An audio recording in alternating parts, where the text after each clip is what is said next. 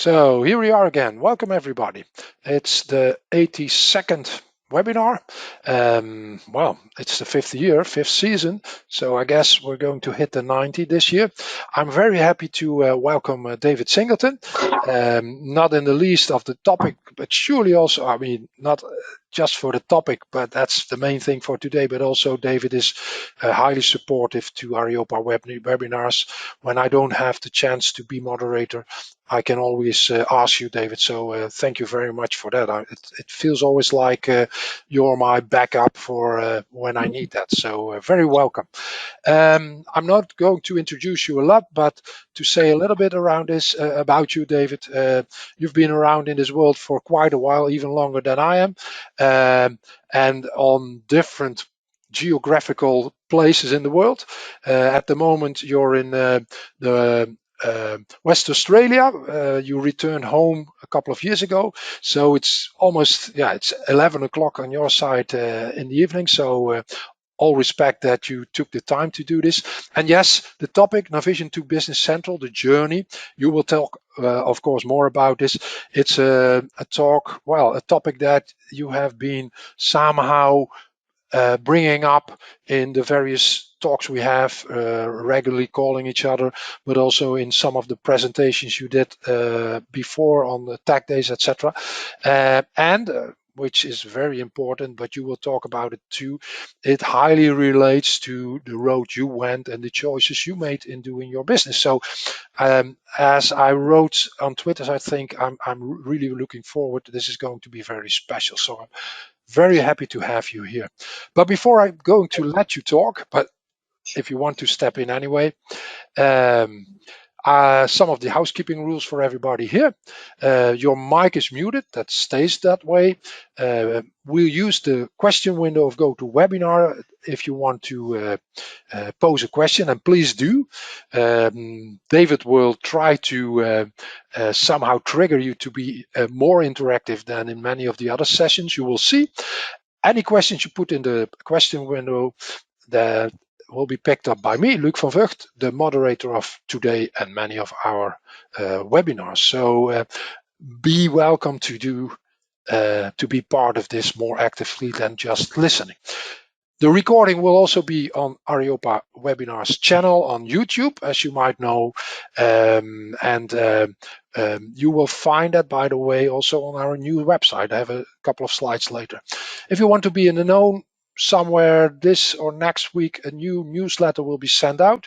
There was a new webinar planned on the 9th of April. You will see in one of the next slides by Dimitri Katson. That will be in the new newsletter. Arend-Jan Kaufman had agreed to do a webinar on the 18th of March.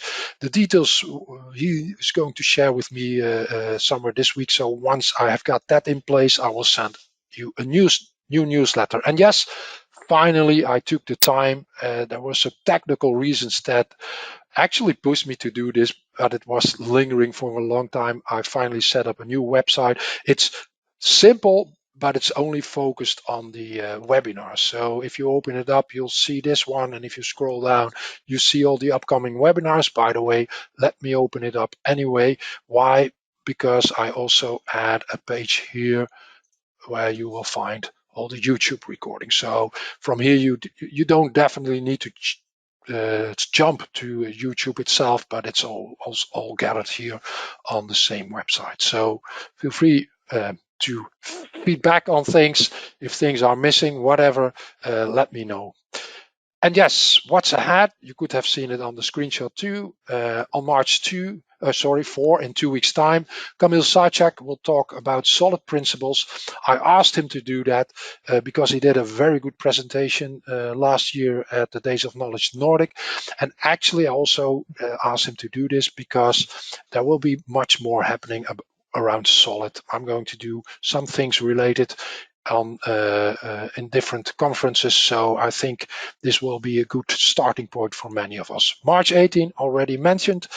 April 15th, Patrick Schiffer will talk about object-oriented approaches and design patterns. And then Dimitri Katson, a new one on April 29 about documentation, and you could say all kind of things he came across and start building his central central IQ, if I'm right. And then on May 13, Niall McGovern will talk about his view on using AI, finding a good business scenarios. So that's what is ahead. There is room left in May and June still. So if you have a topic, feel free to step in yourself or point me to someone that might be of interest to have it on our show. So, David, I'm going to hand over to you, but before I do, thanks for NAV to enable us to do this.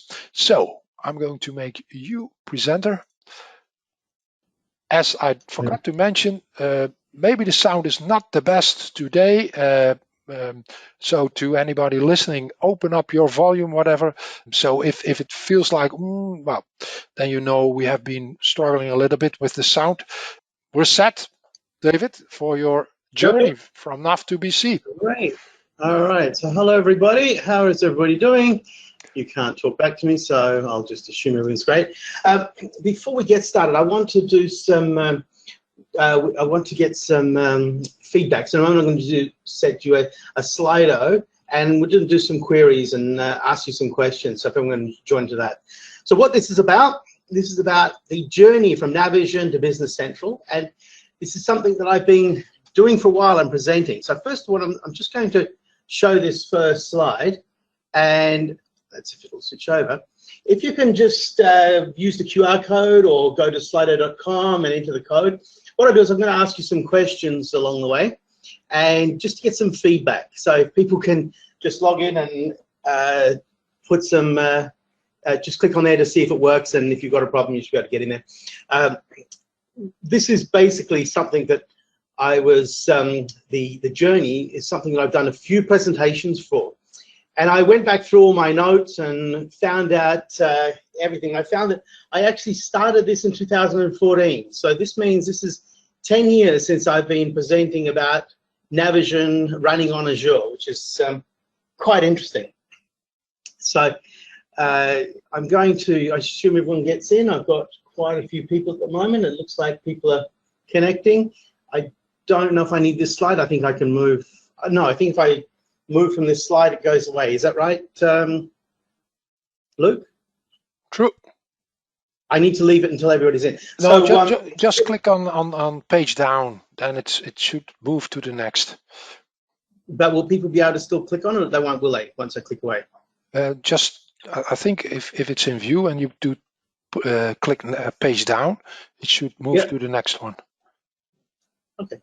Great. Yeah. Okay, so what I want to just cover a few things here. I did start with a very large presentation, and I had a bit of a chat with Luke last week and cut it right down to focus on a few the smaller points.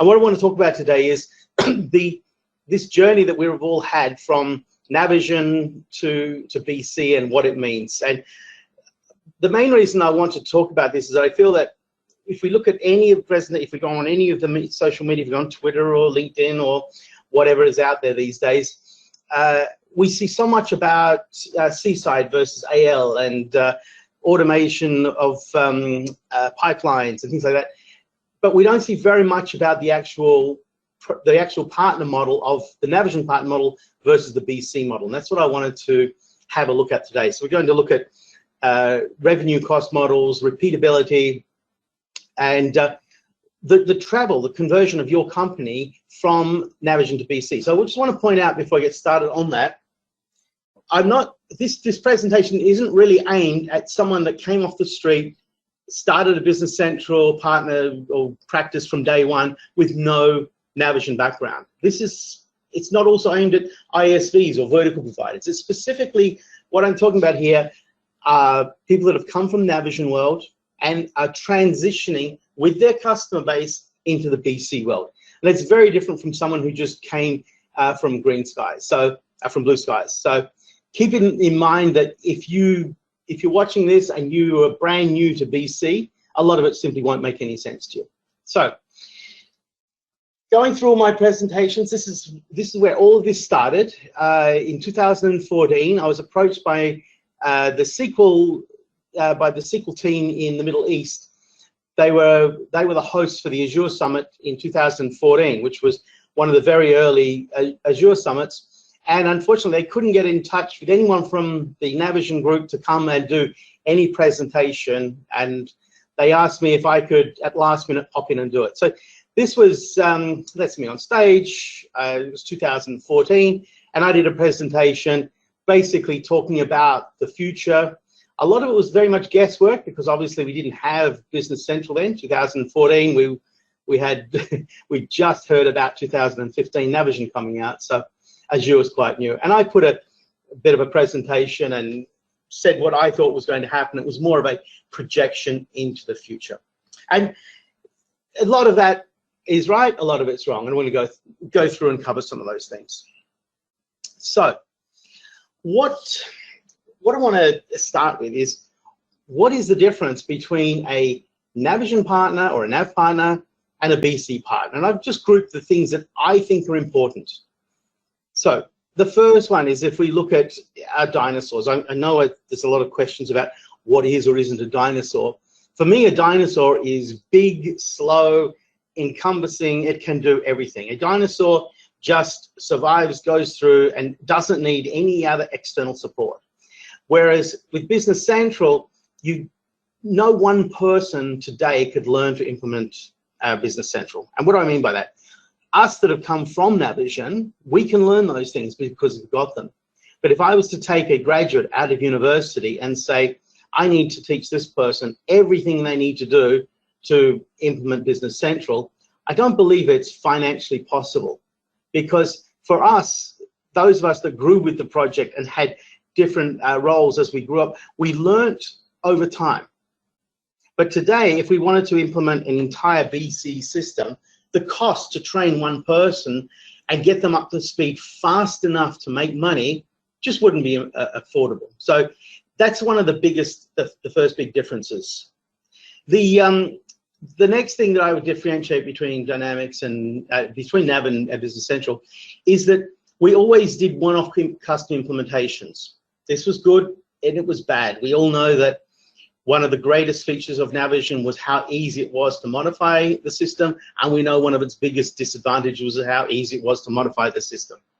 We all completely forgot that when the DOS version of Navision first came out, Jesper Balzer designed it for extensions. I saw him demonstrate extensions in 1996, what we call extensions now, where you add a separate table, everything's done, there's no linking into the code, there's no adding extra fields to a table, they're all done in a separate table, same as we have now. But no one did it because it was just so much easier to build a product. What we need with BC, if I talk to a Business Central partner, I assume they mean repeatable solutions. That means if I write a suggestion, if I write code, if I write a piece of functionality, I assume I'm going to sell that 30 or 40 times to multiple customers. I don't ever expect that I'm going to write custom code.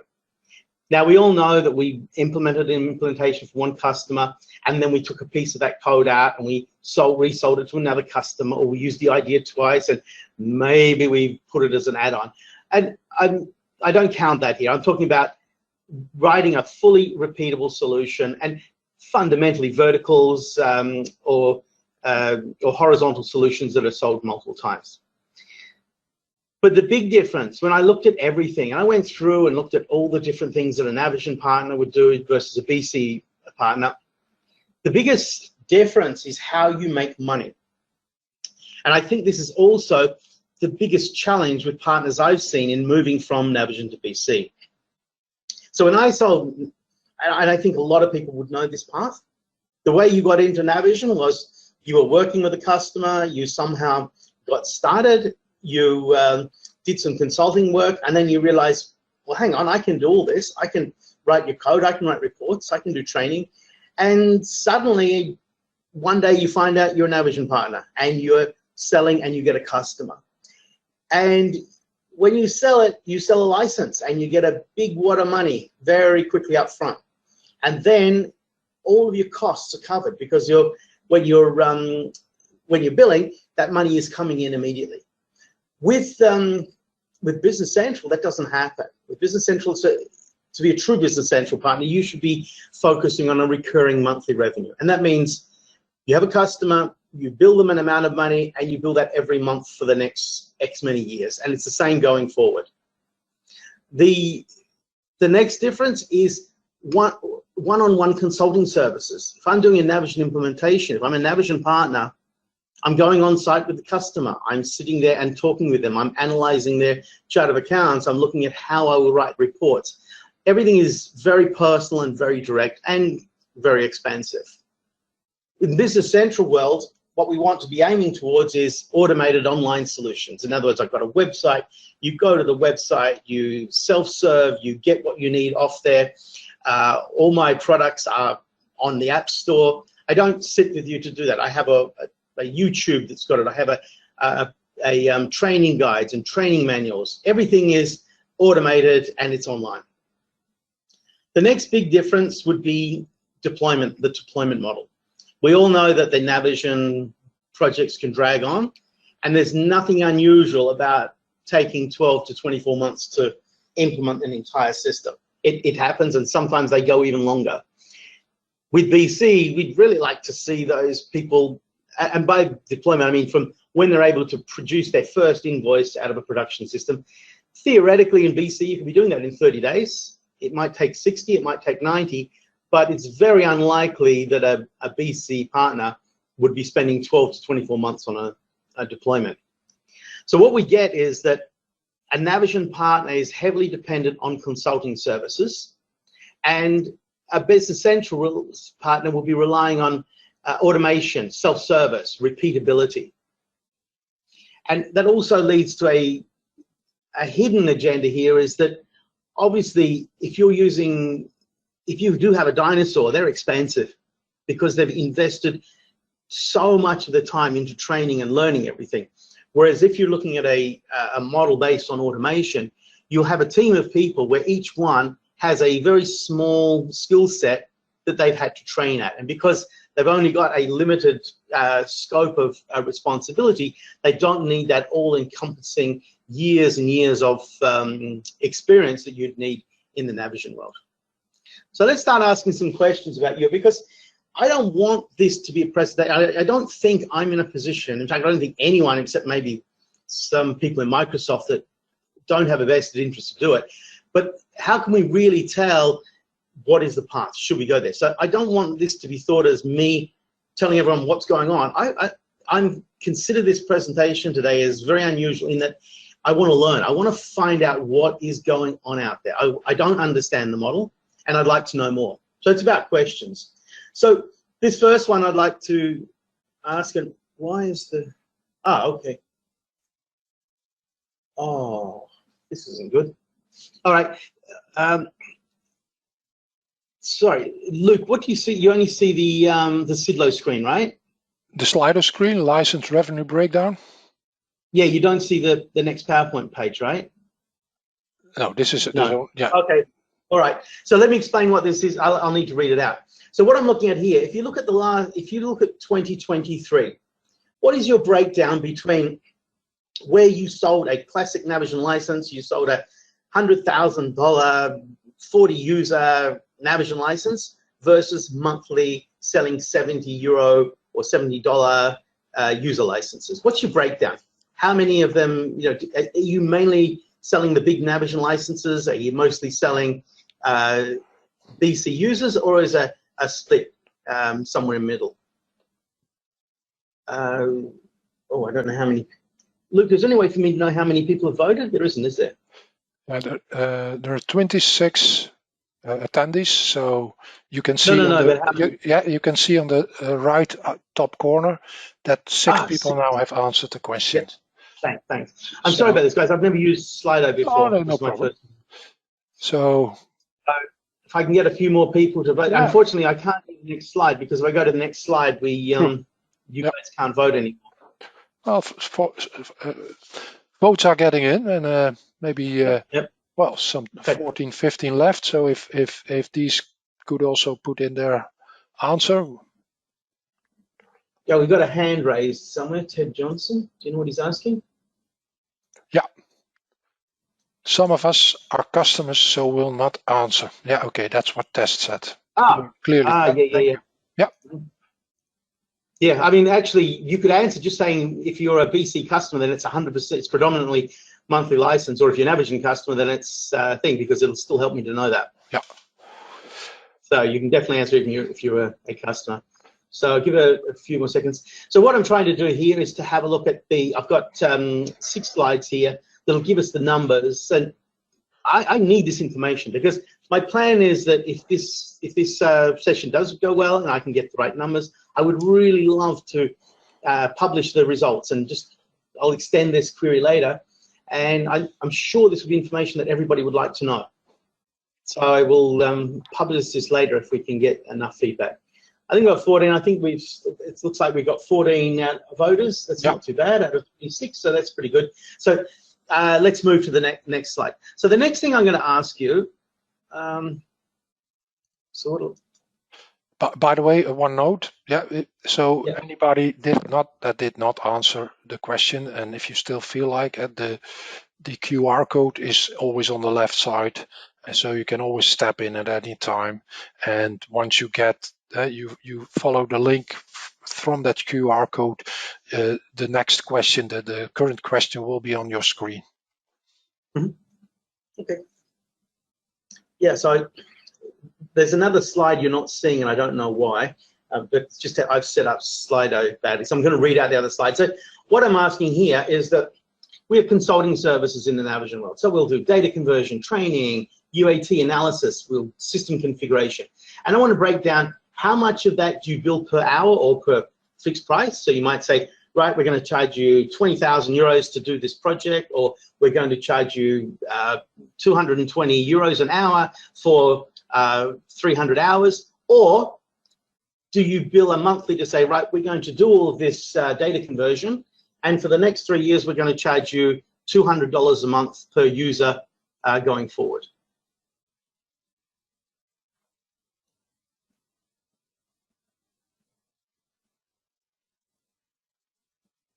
So a lot of that will be the apps. So for instance, you'll have, I think everyone knows what I'm doing. Yeah, we've got 12, we're almost there. We had 14 last time, so I'm guessing that's about right. Okay, so 50% are doing the classic hourly billing, which is sort of what I would have expected. And 25. Luke, I can get these numbers later, right? Yeah. Let's stick at the end of the session, and I'll tell you how we can do that. Good. Okay, great. Okay, so what happened predominantly? Did you press the reset button? No, I didn't. Oh, okay. Hang on, let's just go back and find out what's going on here. Yeah, it added. It's reset. It's somewhat reset, but somewhat it was okay. But it's jumped to the 15. So this is. Sorry, guys. Can you re-vote? I'm really sorry about this. I've never used Slido before. Could you just re-vote on this? I'm really sorry about that. Anybody can resend what they already. You can edit your response and then resend it again. The only thing you need to do is just use your page down, David. Yeah. Okay. Do not touch anything else. Mm-hmm. Yeah, there were 12 answers. I saw 15. Great. So there are a couple. There were 2, 3 more. Yeah, 14. Good. And there was a 15th, but nevertheless, it's still predominantly hourly billed, right? Yeah. Yeah. Right. Okay. Great. Let's do a page down and see where that takes us. It didn't do much, did it? Well, it reset again. Now you have to do a page up because you went one too far. Okay, right. Next thing is the time frame. Typically, from the time you start with your customer, how long until they're able to print their first invoice and send it to a customer? That was an easy one, wasn't it? Yeah. Mm-hmm.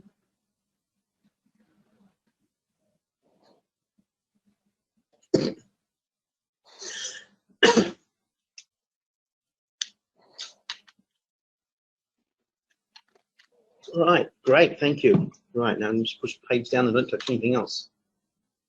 Right, okay, so now, I don't know where the slide is. All right, I don't know what Slido's done. It's hidden my slides. Okay, so basically in this one the thing here, with Slido is if you put Slido on a slide, it's Slido, nothing else. You can't show your slides. It's just Slido. Yeah, so, yeah, there's a slide underneath it that's hidden. I can see it on my screen, but it's not displaying on the presentation. So that was, I put explanation notes in there. So let me just grab it, consultation versus automation. So basically what I'm saying is that how much of the implementations will customer do themselves using automation? So they'll just use Rapid Start, or they'll go into shopping cart and buy training, or versus how much you'll do as build consulting. Oh, really good to see that someone's got predominantly self-serve solutions. That's really good to see that someone does have some. So we're starting there. Great. This is actually good. Really pretty happy about this. All right, I'm going to hit the button and I think I'm going to just try and click the arrow because the button isn't working. Right, the next one, and this will be this is obviously the classic. What version of are most of your customers on this? So in other words, are you most of your customers on versions that are more than 2 versions back? And how many are on the current version?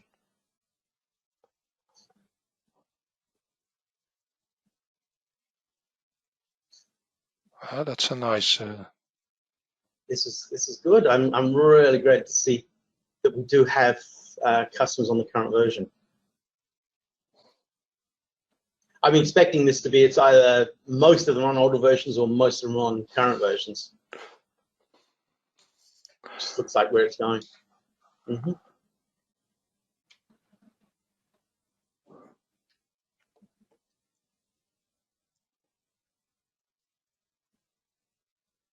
All right. Excellent. All right, and now,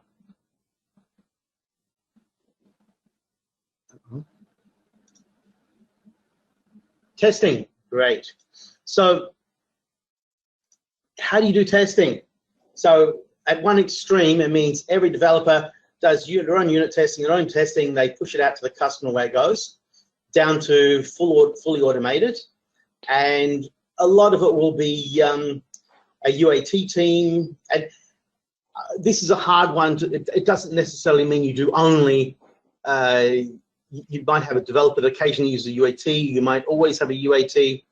And I would really, this is the one I'd really love to see someone saying predominantly test automation is in place. That's what we'd like, isn't it, Luke? Tell me. I think we'd like predominantly test automation being higher than 7%. Unfortunate. Mm-hmm.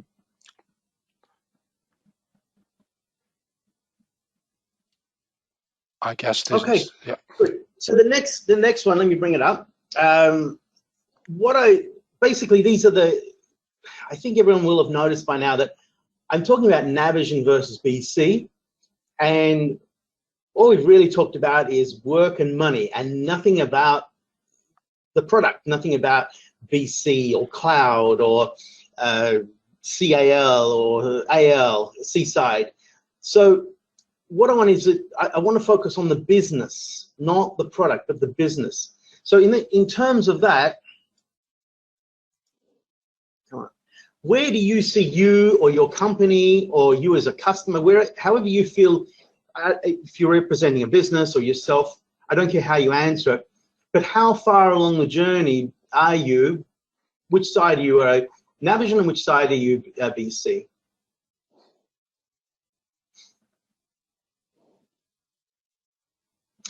Oh, I should have asked a sub-question of this actually, because it'd be very interesting. The people that are doing only BC, I wonder if these are people that never had Navision existing customers. But that's one of the things I wanted to lead to. But too late. I should have. I learned something. That'll be for the next one. Primarily, yeah. Okay, so this is very good. This is really useful information. Primarily BC. So the BC. Well, it's very interesting that it's no one is a purely dynamics. So it's mostly people that are, most of the people here are involved more with BC than with NAV. So that's it's a good sign. All right, okay, let's move on then. Great. So when we put all that together, now I want to actually get back a little bit on track of where we are. Now we have some information and some very useful information. So as I said, in 2014, the situation was that the NAV team basically had no faith in Azure. They wanted to stick with on-prem. There was nothing in the pipeline looking forward. And that's why Microsoft came to me, because they needed something, because they had slots for all the major divisions. And that's why I started my first Navision to into the future. It was Navision to Azure then. I called it the session. But then I did a few bits and pieces. There were a lot of different ones. And then the trigger that really started off was when Eric and I did our session in Tech Days. Eric, hi, I see you watching. It's really good. And interestingly enough, I saw, oh, didn't I see? Good person. No, it's not. Yeah, so basically Eric and I sat down and we did the next step. I did a few bits and pieces and we did the big presentation together about the journey and where we should be going next.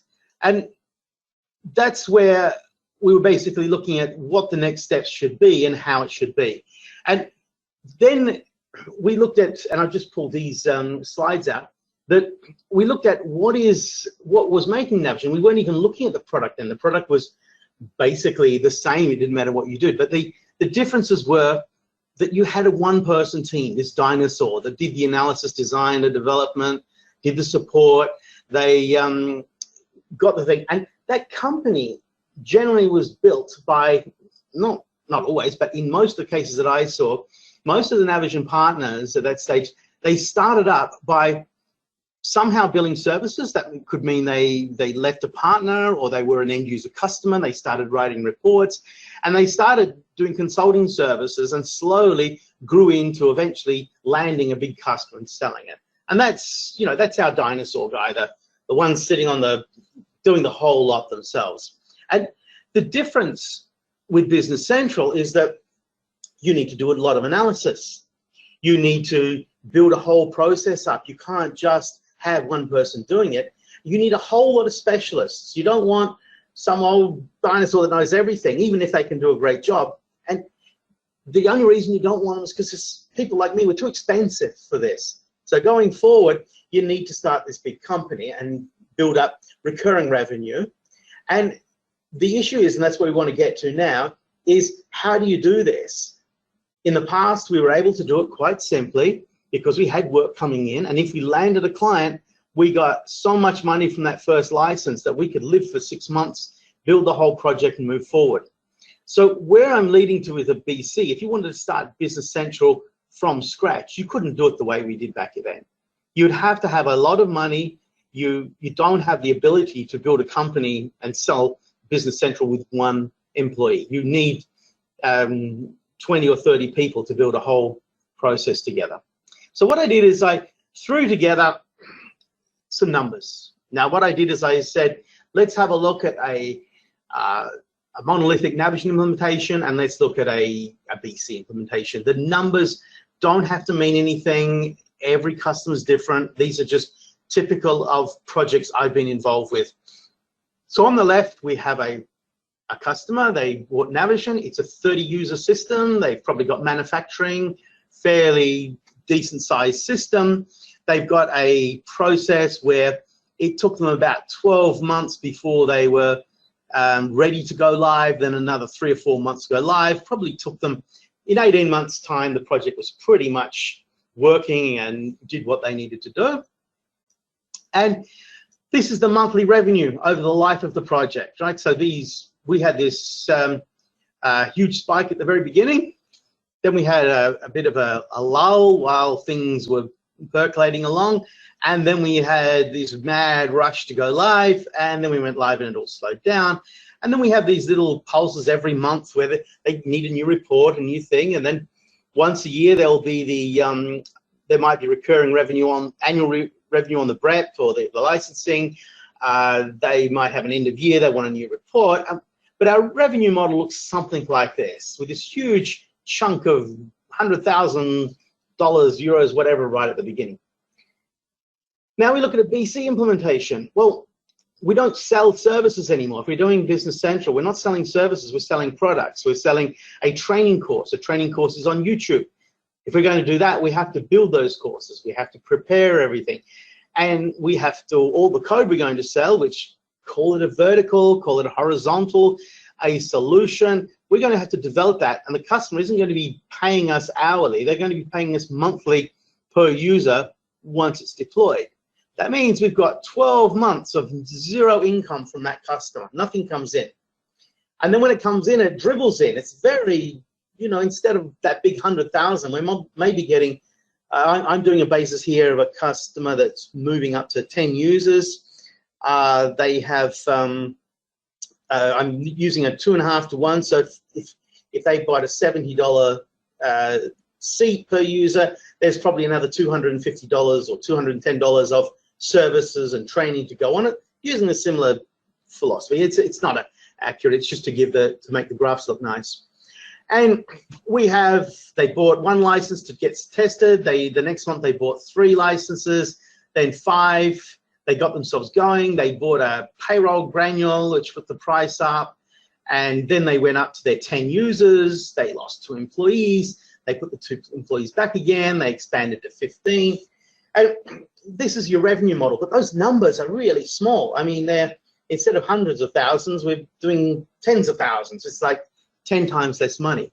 But let's look at the cumulative money, right? Let's look at how our cumulative money goes. Well, when we accumulate our income, we are making this big chunk in, okay, I'm allowing for 30 days payment. We got a system in there.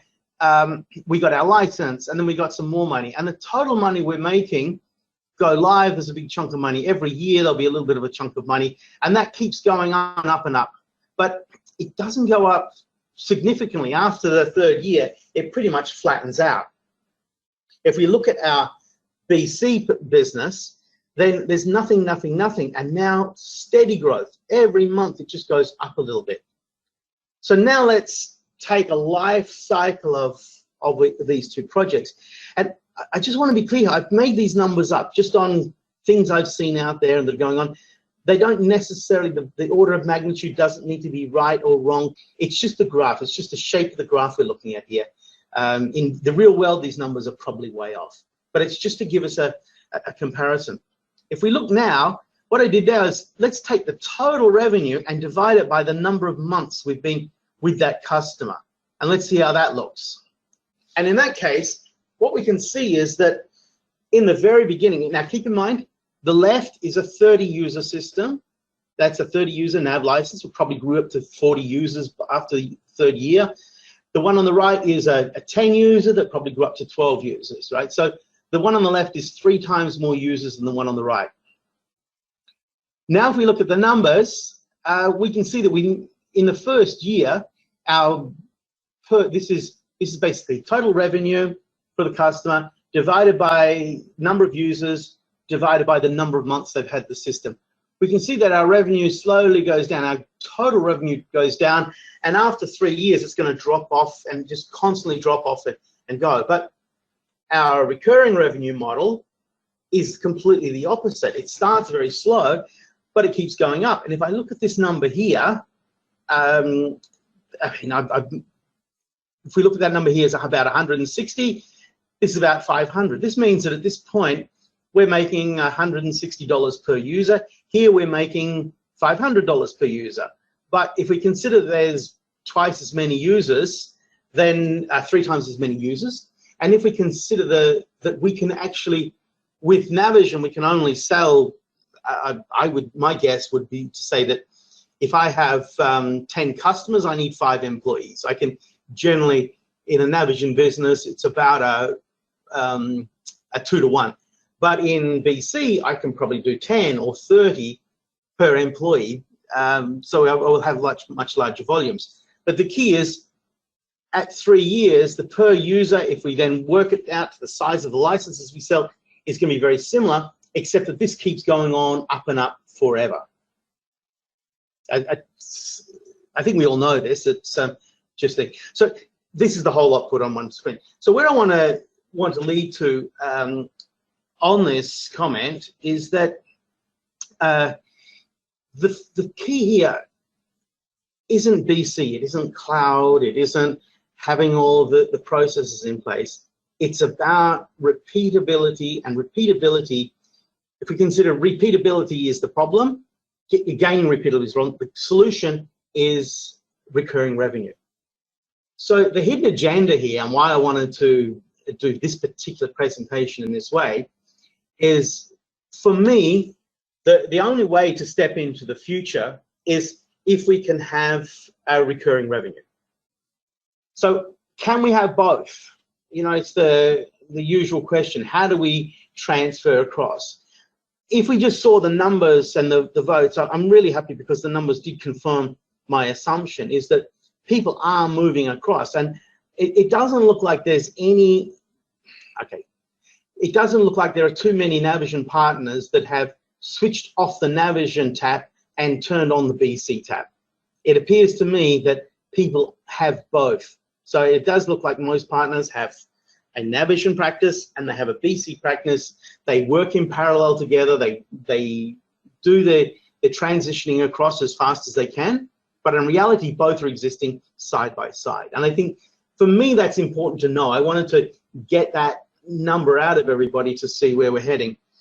And to me, I just see so much negativity out there in the social media, the Twitters and the LinkedIns, that, oh, we've got to convert all of our customers to BC overnight. It's got to be done. But it doesn't look like we really need to. It does look like we can have both. We can have our revenue from our BC customers. We can have the revenue from a Navision customer. And by Navision, I mean selling monolithic projects rather than recurring monthly apps, etc. But one of the things that I'm not seeing, and maybe I just haven't seen the partners, is I see very, very few partners that are switching to a proper monthly recurring revenue model. So I just want to quickly talk about me for a second. So these are my numbers. This is my personal numbers for me, David Singleton, what I did. In 2017, I billed an average of 148 hours per month. And I think most consultants will know that's a lot because, you know, there's only so many hours you can work. And I say 2017 because I realized I was just overworking myself, and I changed my model. In 2018, I started fixed monthly recurring revenue. So what I said to customers is, look, instead of me doing a project where I will estimate the number of hours and build the number of hours and then give you a timesheet, I will say to you, this is how much money it costs me to support you in a year. I will divide that by 12 and you will pay me an amount every month. And in 2023, I billed 19 hours per month on average. And that was just, it wasn't even projects I wanted to work on. It was supporting customers that had needs. So as you can see, it's a massive drop. But where did the rest of that money come from? Well, it didn't change the money. It didn't change how much work I did, but it changed my revenue stream. And I get this negative, it can't be done from everybody I speak to. But I guarantee you, if you can switch your business from billing out hours to billing out monthly recurring fee, the jump from Navision to BC is going to be a breeze. It's so easy because everybody's capable of setting up automation, and they're able to set up pipelines, and they can use Visual Studio instead of CAL. Those changes are pretty trivial, but the money, that shock of moving away from the large cash flow into the monthly services. And I may be wrong, but what I'm seeing out there is that the partners that I'm seeing that have switched over to BC, what they're doing is they are, and I mean the BC model, not the product, just the model, is they sell $70 license, but they sell $100,000 in services. So they sell a big project. And it may seem, I think it basically means you're stuck and need to move forward. That's my opinion from my experience. I can just say that I haven't found anything that I couldn't convert from hours to monthly, and the same bill. So I just send an invoice out to my customers once a month. It goes out there, and it's better for the customers. They pay less because there's no last minute rushing around. They get everything done. There's no risk. It's a really good future, and that's the first step forward. And everyone's got their own opinions, but that's mine, and I'll leave it there. But I think that switching billing hours out is not the way a BC partner should do it. So if you want to switch to a BC partner from using a Navision monolithic model to a BC agile model, then getting rid of hours is the first step. And ultimately, there you go, Eric. Is Eric still here? Yeah, I'm sure Eric will recognize this picture. I put this on our 2018. I just put that in as a nice thing. This is what we had in 2018, and we all survived, and we did really well for it. And what we have now is so much easier. So if we survive that, and the technology really doesn't matter. It's great, the technology we have now. It's wonderful. It's 10 times better. But the real question is, can you shift your business paradigm, not can you shift your technology? And I use this example. It's a pretty classic one, is the electric car situation. You know, should you switch from driving a petrol car to an electric? Have you already switched? Well, I think it's the same question. We've got a lot of people saying, oh yes, I've switched electric cars. But if we look at the world where it is, we have a capacity to switch about 3% of our cars per year to electricity. And the limitations, we know what the limitations are. Yet still, if we look at, I mean, I'm speaking about Australia right now, the average person drives 40 kilometers a day. Yet every time you read about electric cars, someone's got a new truck with a 900-kilometer range, and it can tow 5,000 kilograms, and it can do this. In reality, we'd be better off if we just left the petrol cars, the big ones there, and slowly build more small electric cars as fast as we can. So instead of changing 3% per year because we're trying to change the big ones, let's do what we can.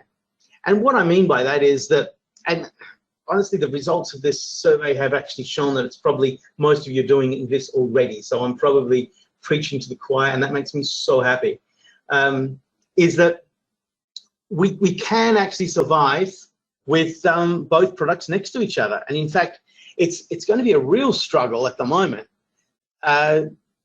We're not in a position, we don't have the resources. It's the same as electric cars. It'd be wonderful if we could buy cars, electric cars, and everyone switch over tomorrow, but we just don't have the capacity. So I got these numbers, and these numbers are, look, I'm aware of the time, and this is my last like significant slide, so we should be good. Do we have questions? We have not questions, some remarks, but I'll pick them up later. Okay, great. Okay, so this is my biggest gripe at the moment with Microsoft, is they won't give numbers out. Really, I don't understand why. And for me, if I want to do Business Central, my biggest issue is I need to write apps. I need recurring revenue, and I need repeatability, and I need resellability. So if I want to make an app that is going to sell for $5 per user, then and it might be sold to 30% of the users, I need to know how many users there are. I need to know how many potentially I could market to. So that's pretty important. Whereas in the Navision world, I can sell to anyone, because I can just go out, knock on a door. I don't care what your business is. I can sell you a system, and yeah, it could be Business Central on cloud. I can sell you the $70 license, but I can still use the Navision model to sell the system. In other words, yes, I'll sell you on the cloud, and I'll sell you a $70 license per month, and there'll be no hardware. You'll be just a browser connected to Business Central, but I'm going to charge you $50,000 for training, and then $10,000 for data conversion. So I could still do that model, and I guess that's where we're going, and that really is where we're at. So if I look at the moment, the numbers that I've been able to find, and these are really, really hard to find. So I've looked at, mostly this comes from Microsoft comments at directions and various sessions, but the highest number of customers I can track back is 175,000 Navision customers and 2.7 million user licenses. I'm not sure if it is that high. It might be closer to 2.2, but either way, that 3,500 partners, 15 gives us 15 users per customers, but more importantly, 50 customers per partner. And if we look at, an average of lifespan of 10 years, then we're looking at them selling 5 per year. That's historically what's been sold. If we look at Business Central, the numbers we have seem to be that there's 27,000 customers. There's probably 250,000 user licenses. There's 2,200 partners. I don't know if that 2,000 is included in the 3,500. 8 users per customer, the numbers come out. It's basically, it says 12 customers per partner. Now, if I'm doing Business Central and I've got exclusively, and I've got a 30 employees to build my apps, then 12 customers just doesn't come even close. So my guess is that the 2,200 partners is probably everybody that's ever signed up and sold anything. Probably, I can't believe that there's not enough customers to support anywhere close to that number. So forgetting the fact of whether we should be selling the old Navision model, the new model, we don't have an option right now. There aren't enough BC users out there for me to be able to write an app and make money out of it. Unless I got an app that I can sell to every single user, a few people won't. But when there's thousands of apps like there are at the moment, it can't. So it's a point we have to move forward. And I personally believe that there's no reason why the old Dynamics model and the Business Central model can't coexist as a partner. It seems that we don't have an option because simply there aren't enough resources to sell the number of Business Central licenses that we need right now. And we've got to live and breathe. We've got to have money. So what I want to end this video, I've still got some more slides, but I had to cut, and as I said, I had to cut everything down because these were all the points I had. It was like a 4-hour presentation. We're left with a whole series of points that we have to have. And basically, these are the notes of where we need to be aware of. I'll just do 3, the second line. And that is the thing we are losing at the moment is not enough in-house training, poaching, and the thing called quiet quitting. We have to address these. So we can't be poaching consultants, or we can poach customers. Everyone wants to make more money. But if a business wants to survive in this world, we have to focus on training more people to get forward. And we have to be aware that there's a whole different world since COVID, and quiet quitting really is a thing. People are not working 10 hours overtime on weekends. People are working 30 hours a week, and that's it. And they want their home time. Efficiency is going to be a lot lower, so we do need more lesser paid people, and we need to build a business around that that's going to actually work. So are we there yet? No, we're not even close. We're really not even close. But it's not bad. It doesn't matter. As long as we're out there selling, we're selling product, we are training. If we can focus on getting a lot of people trained, and we can keep BC as a product alive, and we can get to the model. But I don't want anyone to feel bad that, as I think one of the driving forces is I get a lot of people telling me that I'm anti-cloud, and yet clearly in 2014, I think I was probably the first person to ever do a cloud presentation of Navision running on Azure. So yeah, don't feel bad. I think that we've come a long way, but we're not even close to there yet. So any questions, anybody?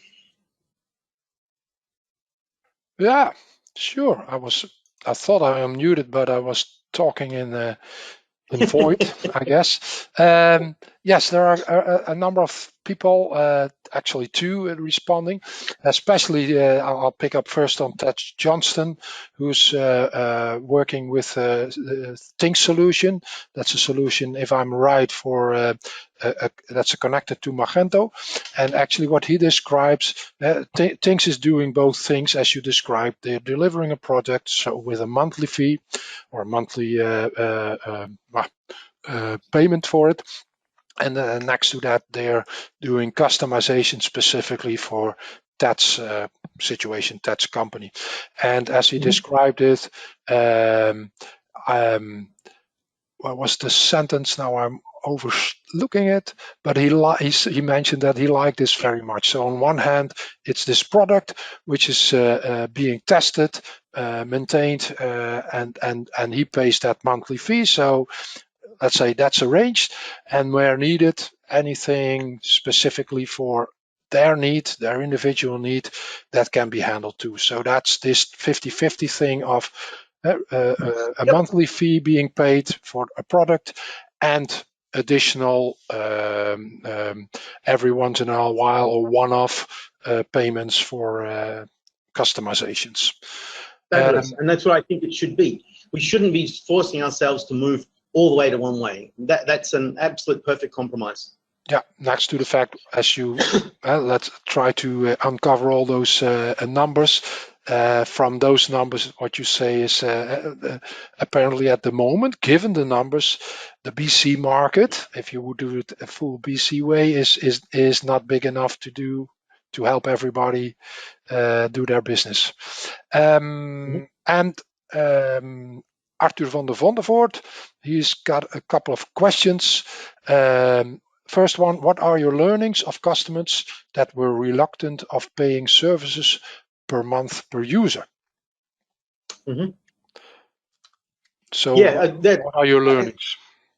Yeah, absolutely. I think that I did emphasize the users just to give a consistent model, but absolutely, and I should have said that, I think, there are cases where you will not be able to do that. Okay, but the core is a fixed monthly fee, and how you determine that fee is up to you, whether it's by the number of users, or let's say, for instance, you've got a sales commission module, then the sales commission module should be sold on a monthly fixed fee based on either the number of salespeople you have or the number of customers you have, right? So you may have a granule that says our module will support up to 1,000 customers, or salespeople is a better one. It'll support up to 30 salespeople, and it's this price. If you have 100 salespeople, it's this price, and if you have more, it's this price. But it should be a fixed monthly price based on that. And once you go in and you say, yeah, you want 30 and now you're on 100, so we're upping the price. So he's absolutely right. Yes, you cannot always do per month per user, but I just put that in.